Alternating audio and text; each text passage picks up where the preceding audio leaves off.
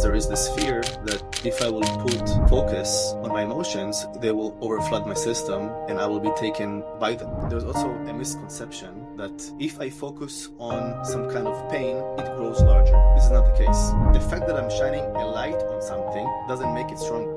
It just shows what is there. It's either we live in what is true or we live in what is a lie or an illusion.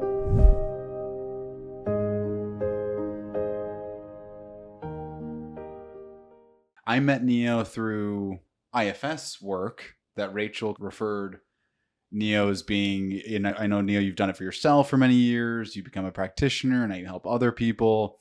You've got a YouTube channel and some other outlets that people can hear about you and how you train and support people through the system work. And I found it fascinating. I think we only had 1 or 2 sessions together, but I've learned so much from you through this process and would love for you to give an intro of yourself, kind of background with IFS, with Rachel, so on and so forth. Welcome. Welcome to the podcast. Good to be here. Thank you for inviting me. Me and Rachel's history, we met approximately 10 years ago. She's a best friend to me to the point of being family, the closest person I have besides my family. Yeah, and with me, I'm 44 years old. I've been an IFS practitioner the past... How old are you? How old are you? What? I am 44 in 53 minutes. 44? 34. 44, It right? sounds like 44, Like but you it's said? just, it's an accent thing. Are you saying is it your birthday right now? Are you kidding me? No, it's very soon. Holy moly. Well, happy Amazing. early birthday, man. Yeah. Wow, what a great timing for Didn't know. this podcast. Divine timing. Yeah, so I've been an IFS practitioner for the past 7 years or 6 years. I've started with helping men with dating to authentically relate, teaching them how to have meaningful connections. From there, it went to, I was going out with them to the beach with an earpiece, helping them to connect. And then slowly but surely, all of them started to realize that they don't need me out there at the beach with them. We went to my clinic and we processed trauma. And from there, I had one client told me that his mom has some emotional issues, a lot of anger. So he asked me if I can do a session with her. I said, yes, of course I can. Some people, some systems are very open. Some are less open. So she was very open. After 10 minutes of the beginning of the session, we went deep into a trauma. She saw how her dad, when she was 6, used to punish her and then lock her in the toilet room. And then after the session was ended, I saw her like processing things that happened and asked her what's going on. And she said, now I realize why whenever I find my husband, I lock myself in the toilet room. And from there, she started to recommend me to her friends, and I started to leave the dating niche, and now I'm working with everyone besides kids. My youngest client was 16. Wow, what a neat intro. I was that I didn't hear the story about the headphone in the ear. That sounds like something out of like a dating show or something like on Netflix. That's great. Yeah. That was quite a time. Can you share more about the switch from operating to help men to approach and date, and then leaving that kind of behind and realizing what you realized, which is there's deeper work that is required, and also how it was to be, let's say, a pickup artist thing versus the actual therapeutic place? Okay, at the beginning of my journey, I was around 20. I've been after a severe heartbreak. I was suicidal. I was back in the army. My first girlfriend broke up with me, broken heart. I tore some ligaments in my shoulder, also physically broken. I was very close to ending it. And thankfully, my suppressing parts did a very good job. So they suppressed the shit out of it. And what happened, there was a day where I went to the beach with 2 of my friends, and we saw this stunner lying down on the sand at the beach. And the 3 of us, we froze. Nobody had the balls to approach. And then one of them said, but my brother will come in 5 minutes and he will show us how it's done. And when I heard that, I was like, what the fuck does that mean? After 10 minutes came this guy who was probably around 22. When I first saw him, I saw a guy who's pretty confident, comfortable in his own skin, taking things very lightly. He was pretty good looking, nothing special. And he came to us, said hi, and immediately he saw that girl. And he was like, holy shit, did anybody talk with her? We're like, no. This guy didn't think for a fucking second. He just went in, woke her up from her sleep. She was with earphones and a hat on her face. The girl was immediately like, what the fuck is happening? She was startled for the first interaction. After a minute, so I don't hear what they say, I just see the body language, right? So I saw her relaxing after a minute. After 5 minutes, she sat with him. After 10, 15 minutes, slightly touching one another. After 20 minutes, 30 minutes, she's all over him. After 45 minutes, he comes back to us. And I'm experiencing such a strong cognitive dissonance. I'm asking him, do you know this girl? And he says, no, but she wants me to go with her to Jerusalem. And who would drive 45 minutes just to have sex with a girl? With my nerdy brain back then, I was so extremely low confident. I was thinking to myself, I would fly to fucking Thailand to touch her with a stick. How the fuck did you do that? And I said that. So he looked at me and he laughed and he said, if you want, you can learn how to do this. Learn how to do this. What does that mean? So he gave me 2 books to read. One book about sexuality and one book about pickup, of how to pick up women. What are the books? Do you remember? Yes. I will never forget for the rest of my life. What are they called? The book about sex was The Sex God Method by Daniel Rose, I think. And the book about the pickup was The Mystery Method. So I was very angry when I read the sex book because it completely contradicted my whole reality. Because I used to live in a Disney movie where I perceived women to be these gentle creatures, these angels that just want to be petted and cuddled and all of that.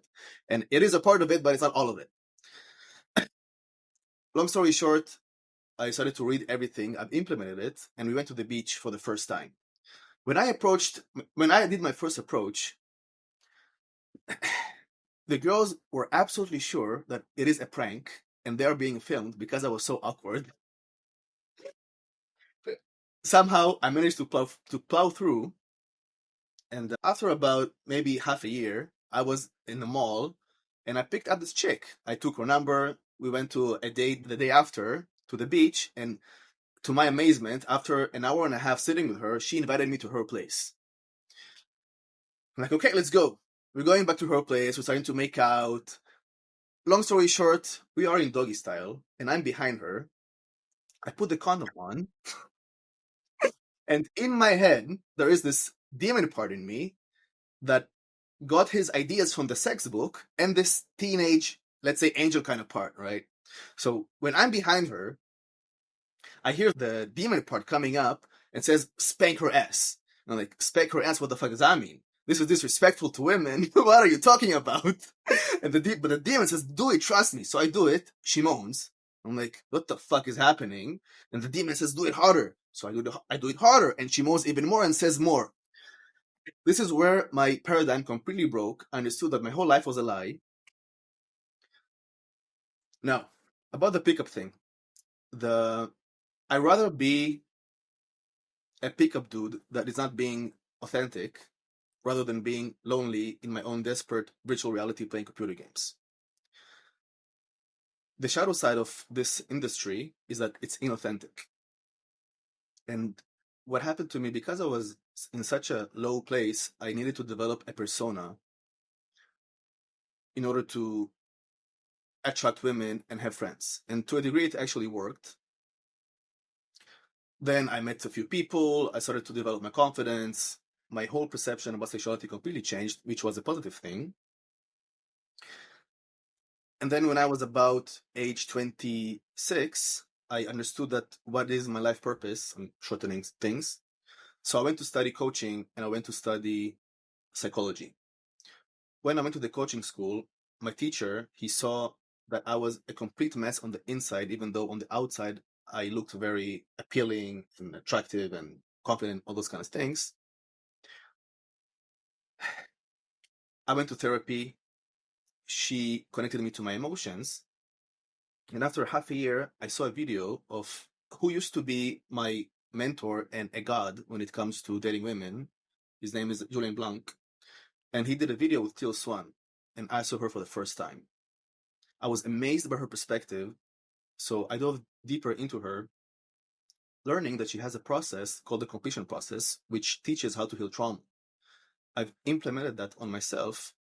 And since then, my life has completely changed and transformed. My interactions with women became almost effortless. It took me a month to realize that I became authentic. This is when I was also in a Facebook group with men that are going through this journey of developing their personalities and their success with women. They were amazed by what I'm going through. And one of them texted me, "Hey, can you teach me what you do?" So I'm like, "Yeah, I can." So he came over, we went to the beach together, and he said, "Okay, what is your pickup line?" I said, "I don't have a pickup line."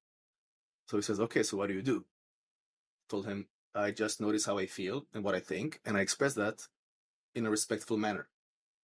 He's like, "What the fuck?" I asked him, "Do you want to see?" He says, "Yes." I approach a girl. After 5 minutes, she's all over me, asking me my number. I go back to him, asking him, "What did you see?" He said, "You were just being normal. What the fuck is this?" I said, "Correct." He asked me, "How do you do it?" I told him, "How do you feel?" He said, "I don't know." So I did what I've learned from Teal Swan back then. After about 20 minutes, where I'm sitting with him and he's full blown into a trauma, understanding that he's projecting his relationship with his mom towards all the women. And this is why he has approach anxiety. And after about an hour and a half being with him, processing his trauma, he left. I stayed there and I cried my ass out, being completely amazed that I can do this and make money. And then I started to receive a lot of clients. And what they understood is that they don't need me there in their ear telling them how to orient themselves properly. What they need is to process their trauma. So then I found myself being in the clinic in my home, and the guys, instead of going out to the field, as we call it, we were in my house, we were processing their emotions. This is where I showed the community back in Israel there's a difference between being authentic and bringing up a persona, if that makes sense.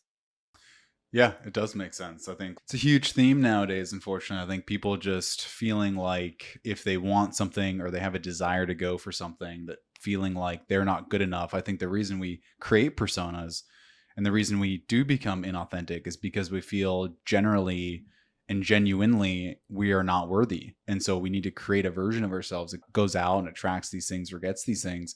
And these are not real versions of ourselves. They are who we think we need to be. And that's why we create these. Hopefully they're temporary.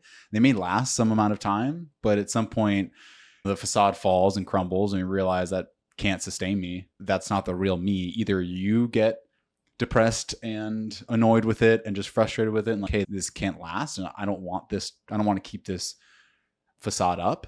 Jim Carrey has a great line. He goes, depression is just your soul being tired of playing this mask or playing this character. And I think that's so true. And so anyways, at some point that persona is going to be torn apart, whether it's from you or from the world. And then you get to this place of like a rebirth and hey, I just need to be myself. And that gets me what I want. And as long as I'm authentic and true in myself, I have a stage and I have a character to play in this earth. So what are your thoughts on that? I think that women today can really sense the guy in front of them and they can really feel if they're being authentic or not. Like we got smart about it. And yeah, I think a lot of people operate from getting their value outside of themselves and it shows. Yeah, I think it would be interesting though to walk around with a little Earpiece. earplug or someone just giving you hints and that'd be nice. It'd be cool to have someone do that for you. And I think maybe in the beginning, it's like I think there's a difference here, right? It's a two-part.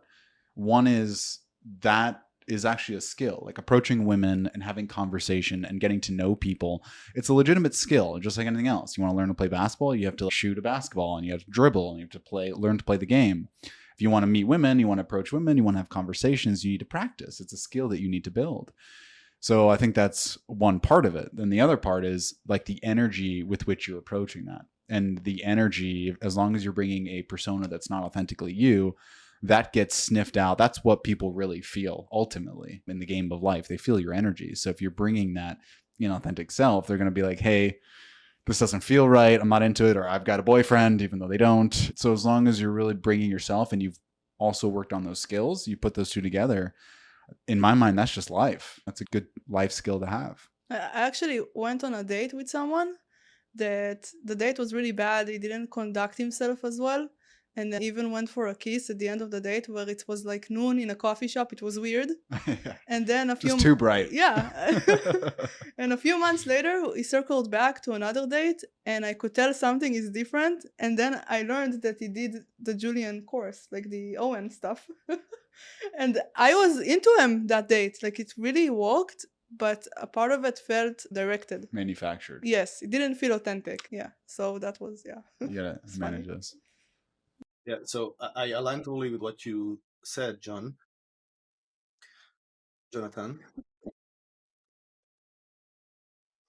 Well, what do you prefer though? Jonathan? Okay, Jonathan. Yeah, so I totally agree with what you said.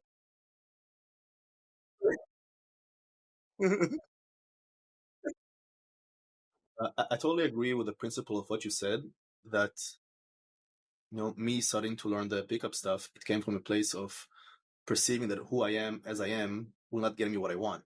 So I needed to play a role. So yeah, I totally align with that. And also with what you said, Rachel, I had this principle that I used to teach those guys. I told them, if you approach women and 3 times in a row you receive a rejection, this is the time for you to stop and think to yourself, where am I not being as honest as I can be? Always worked. Yeah. Yeah. And I think also, like, for me, there's 2 or 3 versions of being honest, right? Like, I think another version of being honest is this really what I want? I think sometimes we get lost in this game in this day and age, right, of dating and swiping on apps. And we're so accustomed to looking at a picture and feeling the attraction through one of our senses, most notably like our eyes. That's the biggest sense. Oh, does it look, am I attracted to what is being received visually for me? And I think there's just so much that goes beyond that, right? There's different ways that people are attracted to other people. There's biologically through smell and pheromones. That's a legitimate way of being attracted to someone. A lot of people are attracted to people through their intelligence or their mind or their emotional intelligence. There's different levels to that. And I think that what's getting confusing for a lot of people right now in this society, and I think a lot of men are also falling into this trap, is like just this swipe culture of, do I find this woman sexy? Oh, is she hot? Am I physically attracted to this woman? And I think we get overwhelmed and overtaken by our biology. Like the chemistry, and for a lot of men, runs a lot of our systems. I'm not going to say for everyone. I don't even know if it's the majority, but I just know for a lot of men, once we get the chemistry of, I find this woman attractive, I want to make a move. And then what happens is you get into it and you learn more about the woman, and maybe it's not for you, or maybe you find out you're not actually as attracted as you thought. And then we run to this whole ghost culture and this whole removing culture because you've entrenched yourself so much because of that initial attraction that you've lost and forgotten the definition for yourself, what it means to be really attracted to somebody. And what I think at foundational at our core, we need to revisit what it means to be attracted to someone, and we need to redefine our definition. It's like there's many variables to someone. It's like going to a restaurant. One variable is taste, right? Taste the food. And I would argue maybe that's the metaphor analogy to a physical attraction to someone, like what it looks like. So taste is like a huge variable. If you go to a restaurant, you're getting some food. There's other variables though. There's price, there's location of the restaurant, there's your company, who's there, there's the quality of the servers and the serving staff. So there's all these different variables and all the other reasons why you could find this restaurant attractive. And I think that same applies to dating and women. And we don't spend enough energy. We overemphasize the variable of the physical attraction. There's just so much more in the depth of what really is a human being, the depth of our soul. Like, I think we need to give that more thought. We need to give that more energy. And that's what's causing a lot of our dating issues, I think, today. That's my take. I love it. I'd say for me, there is attraction on a physical level, mental level, energetical level. And then the mixture of them would bring up the emotions that are coming up. Part of what helped me not to lose myself with all the options is to be very clear with what are my non-negotiables, what I'm looking for. So with me, when I'm meeting women, usually very fast, in about 5 minutes, I can tell if this is a potential for a long-term partnership or not. With me, the go-tos would be, is she connected to a sense of meaning and purpose? So usually the way that I would open conversation is I would literally ask that. I would go and I say, excuse me, can I ask you something? Usually they'll say yes. Then I'll ask them, what gives you a sense of meaning? And I look for the answer, right? This type of question to me is screening a lot of potential mismatches, and it helps me to put them in certain categories. For example, if I'm talking with someone and then I can tell she's not connected to a sense of meaning or purpose or calling, immediately I can tell, okay, this is not relationship material. I will put her in another category, and then I know how much resources I want to put into it and how much I don't want to put into it. Also, about what you said with the swiping culture, there is a sad thing to it. I see a pattern where there is this desire for instant gratification and short-term connections because there is a fear of intimacy and having meaningful connections, because then that brings vulnerability. And from what I can see, most humans have a hard time being honest with themselves, and then it's hard for them to be as honest and vulnerable with others. So hopefully we can help with that.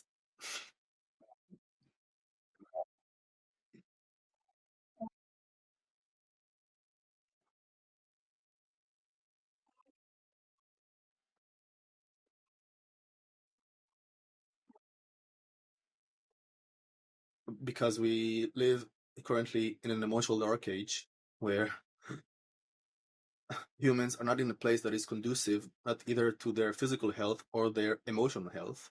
For example, humans are tribal species. Their mammals are like zebras. They need to be in a tribe. So when a child grows up in a common household with a wife, husband, kid, the kid cannot get his needs met.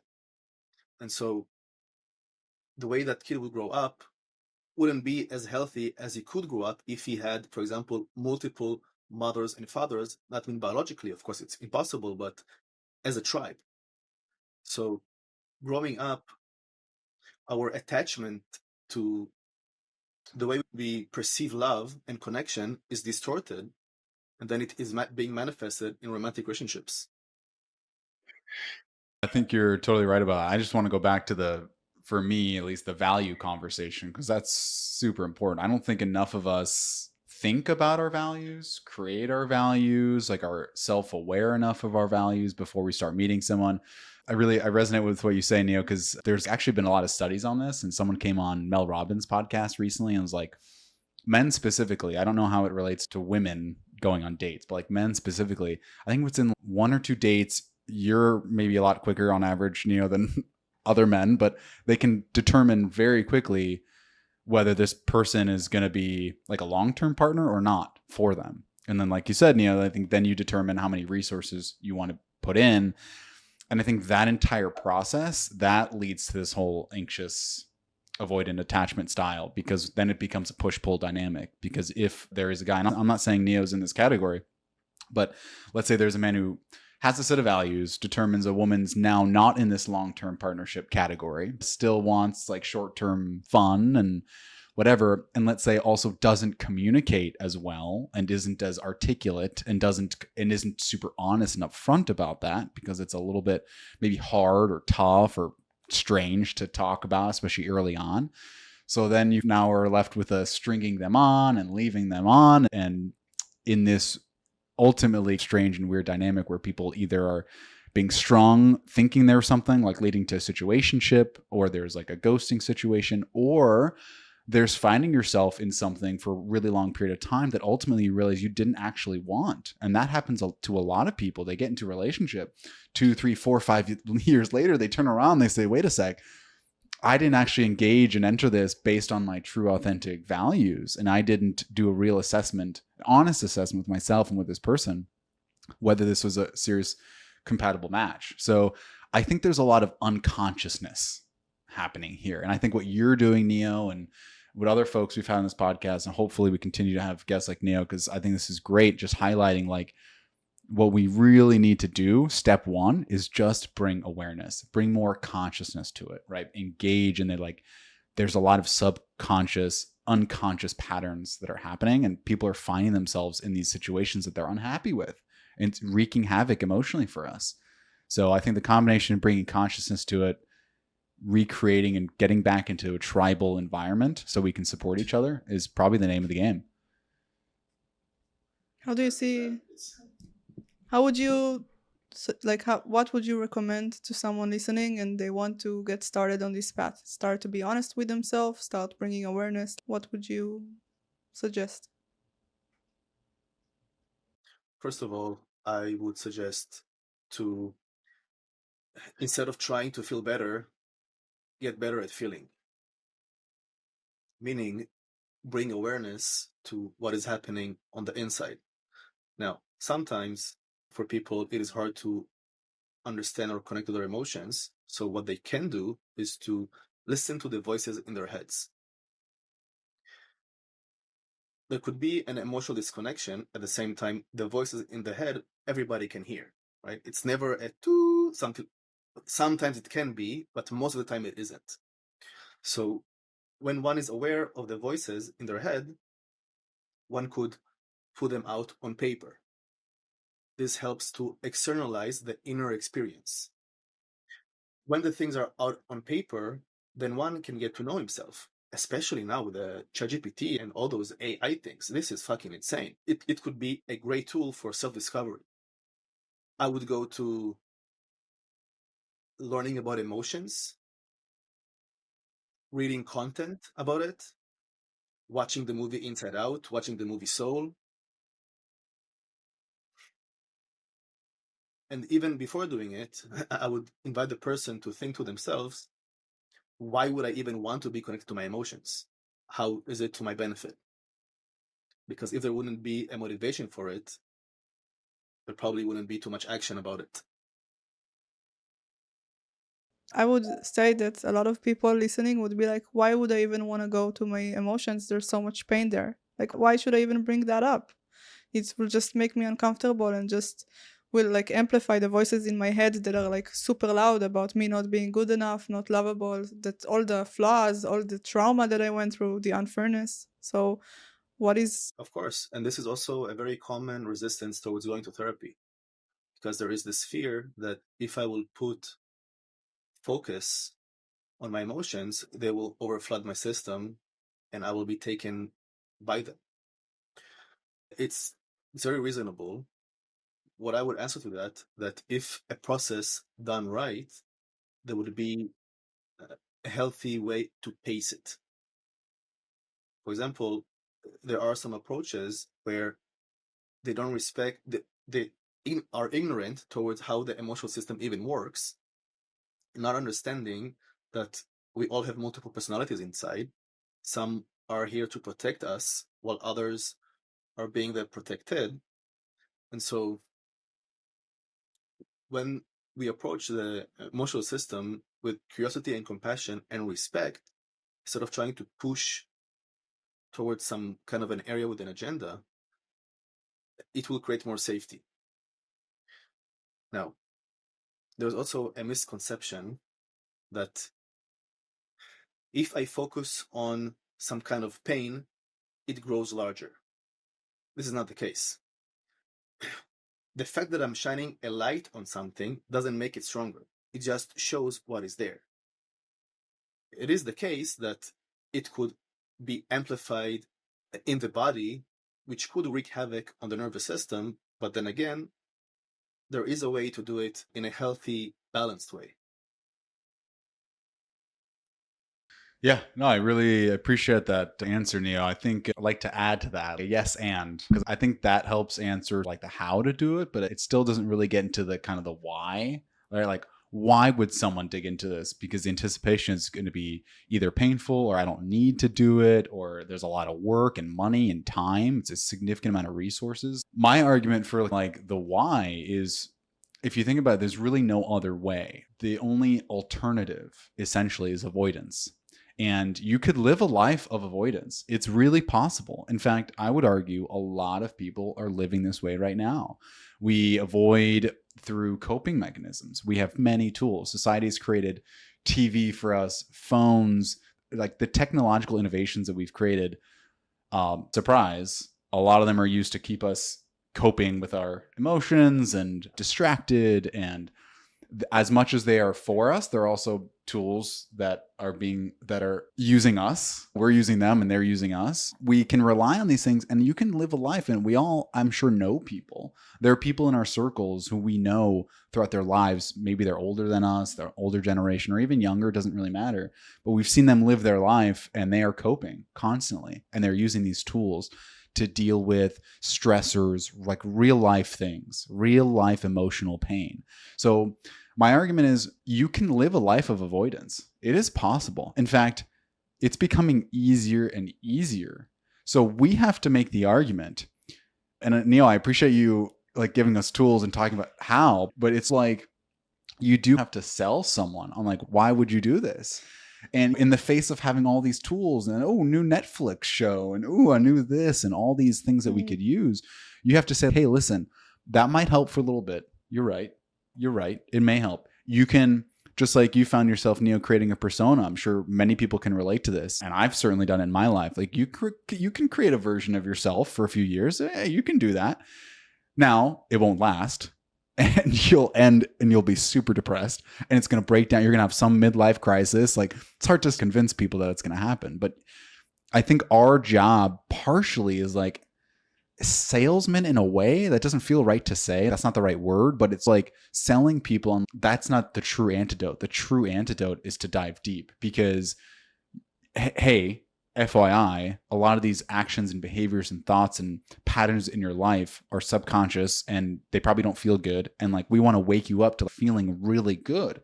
And at the end of this work, at the end of this investment of resources, of time and energy and money, you have the potential to feel really good. And that's going to come from you. And you can live a life that feels good. You can live a life that's calm. And by feeling good a majority of the time, right? Because no one can live a life if they're feeling good 10% of the time. You're totally dysfunctional. You're totally depressed. So you want to get good at feeling, but you also want to feel good. If you don't feel good, there's not many good reasons to keep living. So you also want to feel good. So I think that's part of the argument, is here is a real tool for you, maybe something you've been ignoring, but I promise you, if you do this and you do this work and you get through this, you're going to find yourself not needing to soothe, not needing to cope, feeling good a majority of the time, and being able to deal with life stressors in a very healthy, natural, fun, light way. I think that's the argument. Yeah, so basically then comes the question, why would somebody want to be conscious? It goes down to that, right? So in other words, why would somebody wants to face what is true to them?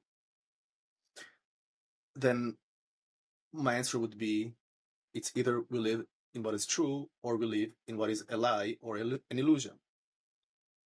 There could be pros and cons to both. In my experience, I would aim more into a life that is meaningful rather than happy, for example. And to find meaning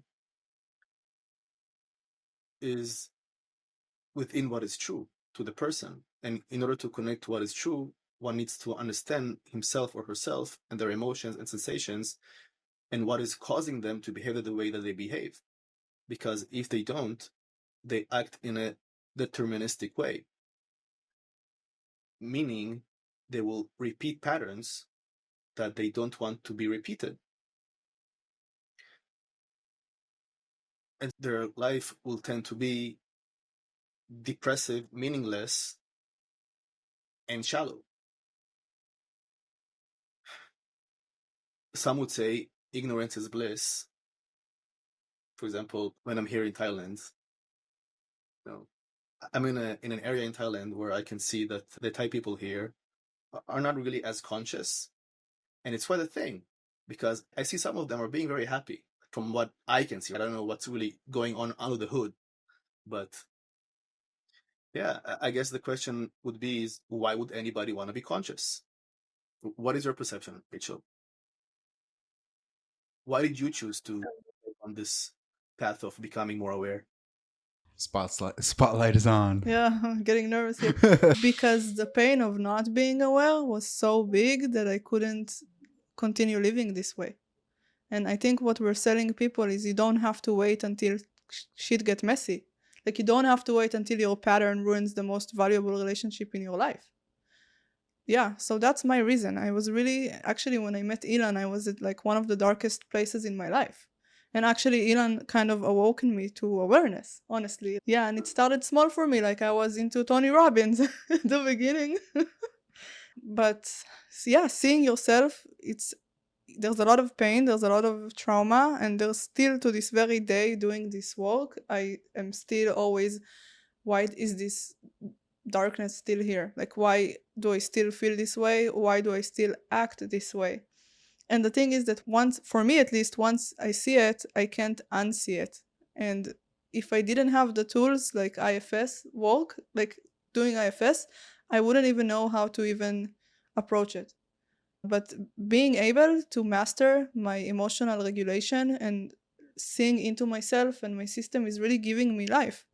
Yeah, I would say that I want to be happy, but my ultimate goal is not to feel good, not to be happy, because it's not something you can sustain all the time. You can't be happy all the time.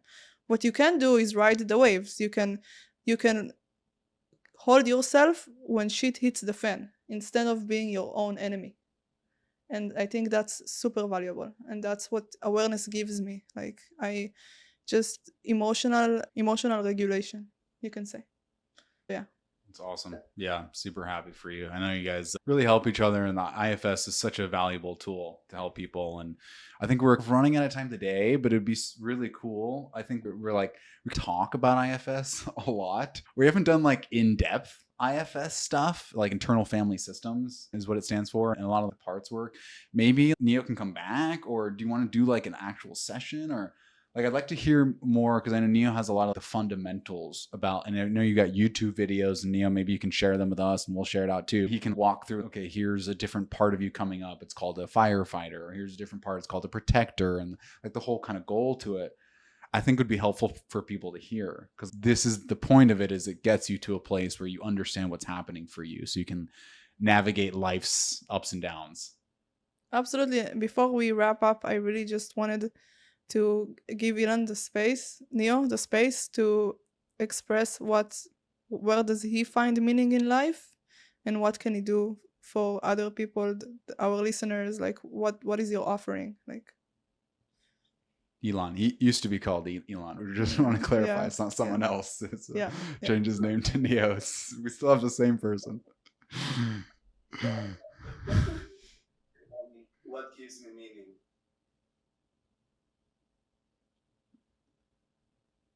The pursuit of truth. In a sentence.